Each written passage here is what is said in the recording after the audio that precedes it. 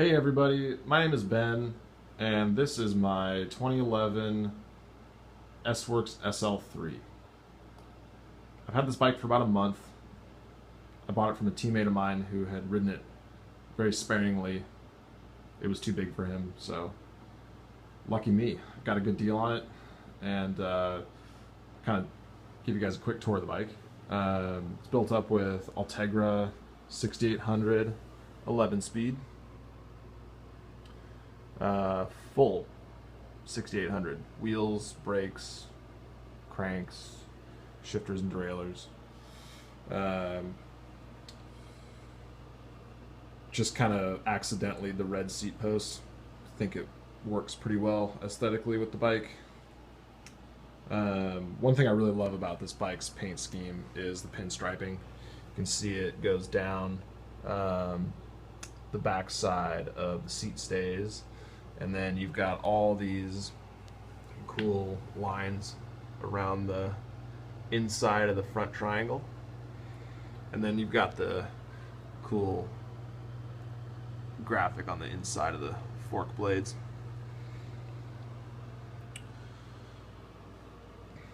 So I'm gonna say something crazy, but I think this is a better bike than what they're putting out right now. And there's a few reasons for that I'll explain. So the new Tarmac and even the SL4 both used BB30, do use BB30, which in my opinion is not as mechanically sound of a system as BSA or traditional threaded bottom brackets. I'm going to show you guys on the bike here. There you can see the external bearing cup.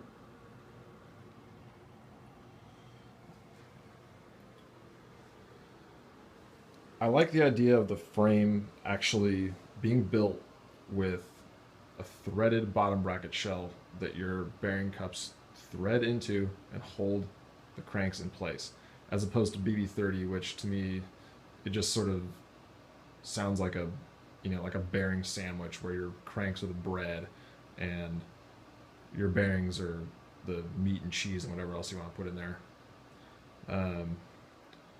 Also, I just like the ability of running this beautiful, stiff, fairly inexpensive crank with no adapters. I just love the way these cranks look. The ability to swap chain rings any size you want without having to change out the arms is great. And yeah, I just like that this bike is easily interfaced with Shimano cranks. Another thing that they've gone away from is external cable routing. And I would imagine the reason they're claiming that it's better is it's more aerodynamic to have internal cable routing, but any home mechanic can tell you, or any professional mechanic for that matter, that external cable routing is just easier to deal with. It's easier to inspect the cables, it's easier to route the cables. Another benefit of external cable routing is that the engineers can just focus on designing the tubes for maximum performance. They don't need to worry about how the cables are going to enter the tubes and how they're going to sit in there and how they're going to exit the tubes. They can just focus on designing the lightest, stiffest, best performing tubes they can, and then just attach guides to the outsides of them. Which to me makes a lot more sense than trying to figure out a way to have tubes sit inside the frame. Typically, I think you end up with a little bit better ride quality, a little bit lower weight. You sacrifice an infinitesimal amount of drag, and that really only affects you above probably 25 miles an hour. Another thing I really like about this bike is that it will clear 28mm tires, no problem at all. And the fact that it has a braze-on front derailleur hanger really helps with that a lot. But it's really nice to have a bike that's this racy that can hold 28mm rubber. You can do a fast 100-mile ride on high volume tires at 70 psi, and it's just such a joy. It's just amazing. When you want to go fast, you've got a racy platform to just stomp on, but when you want to just cruise along, it just instantly turns into a magic carpet. It's great. Another thing I really like about this bike is the geometry, which is personal to everyone.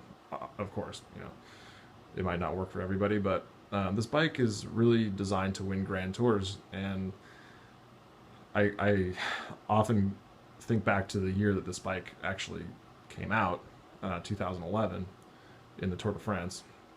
You had two guys who you could not come up with two more opposite riders, and they were both just absolutely crushing it aboard this bike. They were both riding the same bike, and that was Andy Schleck and Mark Cavendish.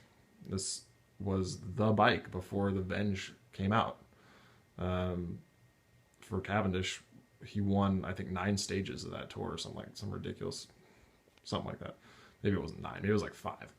Anyway, he tore it up, and Schleck was king of the mountains and best young rider, I think. Damn near won. So if a bike can perform for those guys as well as it did, and it's the same exact bike, I mean, this is just an amazing all-around machine. It's not like a lot of these bikes that come out now that I feel like they're kind of one-trick ponies. Ridley, I love Ridley as a company, but they're the classic case where they've got a bike that is a pure breakaway sprint bike. I mean, it's basically a time trial bike with drop bars, and that's the Noah.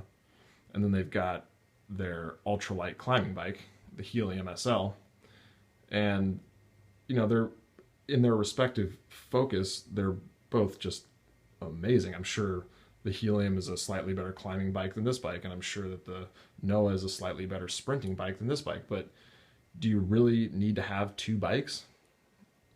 If you're just a privateer roadie, I don't think that really makes a lot of sense. So to me, a bike like this, that's just a great all-around bike, makes the most sense. So I hope that this helped some of you who are maybe considering buying a new tarmac or a used tarmac from 2011 or before. I hope this helps you just make a decision that's in your best interest. I mean, I really would encourage you to look SL3. I think that's where they kind of had it right, and everything since then has sort of been cool and nifty and sexy, but it's really like practicality wise and performance wise, I think this is where it's at. So yeah, I hope this helps, and happy riding. Have a great 2015.